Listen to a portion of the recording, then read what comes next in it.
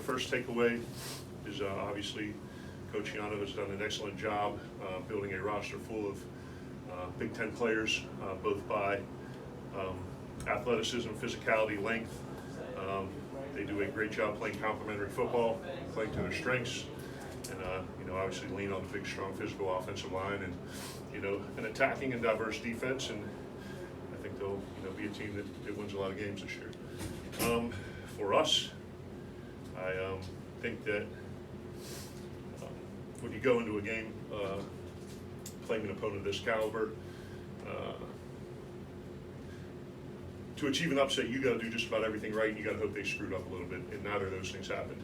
There were points in the game where we moved the ball efficiently, probably not explosively, and got some stops and made some plays on special teams, but not enough, and not with enough consistency, and ultimately that's the end result. You guys come here after playing Ohio State last week. Can you compare the two teams? Do you feel like they're at a similar level, close level? Just how would you compare the two teams? How would I compare the two teams? Yeah, Rutgers and Ohio State. Yeah.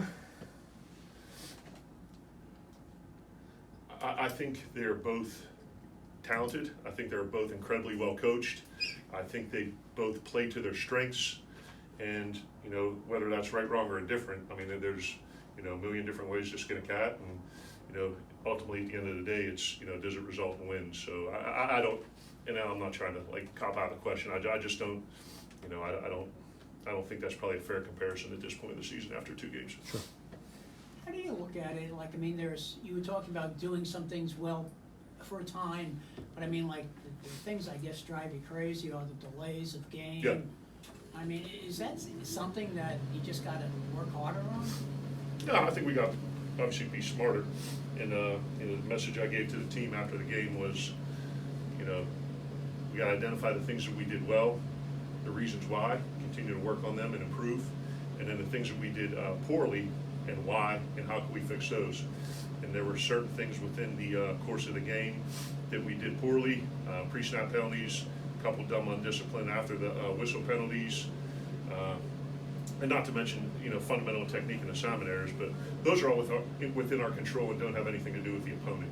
So those are the things in these last 2 Power 5 games, and then in addition to the next one that's coming down the pike, we got to figure out how much of what we did wrong is of our volition, and how much of it is based on you're playing a 6'8", 350-pound offensive tackle, and probably one of the top running backs in the country, and regardless of what the scheme is, it's a physical mismatch. So that's it. We got to figure out the things that we did wrong, and what are the things that we can control, and the things that we did wrong, and what are the things that are outside of our control, because it's contingent upon our level of opponent.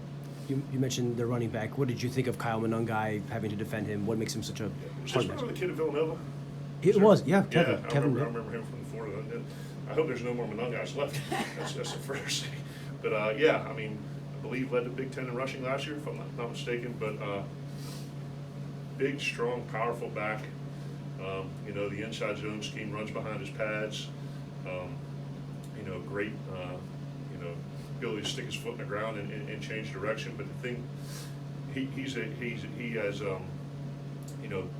big back qualities and a small back body, and you usually don't see that size of guy pushing the pile forward and moving for positive yards like that. But he's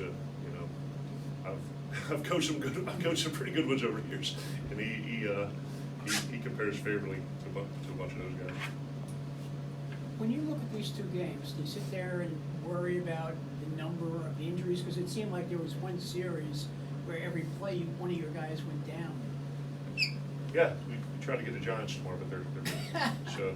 But yeah, when you have 3 Power 5 games on the schedule, that's the price of poker. So, and then I told you guys, we get out of our control. There's nothing we can do about it. So we're going to line up, we're going to play, and 60 minutes, no clock, no scoreboard, compete, maximum effort 100% of the time, and who we have left is who we have left. And that's not something they control. All they control is how hard they play, and if they get hurt playing a bigger opponent, unfortunately, that's that's the price of poker, and we'll deal with it and get people ready who are healthy. I mean, nobody likes being 0-2, but are you happy with what you've seen? No, I'm miserable. I'm not like, I have my record prior to coming here was 52-25. I'm in 5 different championships, 5 different schools. I'm not used to losing, so I will never be. And I'm not lashing out at your question, right? It is more. I will never be happy with losing in any capacity to any opponent. So we get that out of our head right now. So am I happy with this team's approach and how we're practicing and how hard we play and some of the plays we made against good opponents? Yes, but no, losing to me is absolutely miserable. I hate it, and unfortunately, that's where we are after 2 games, and we're going to work our butts off to change it.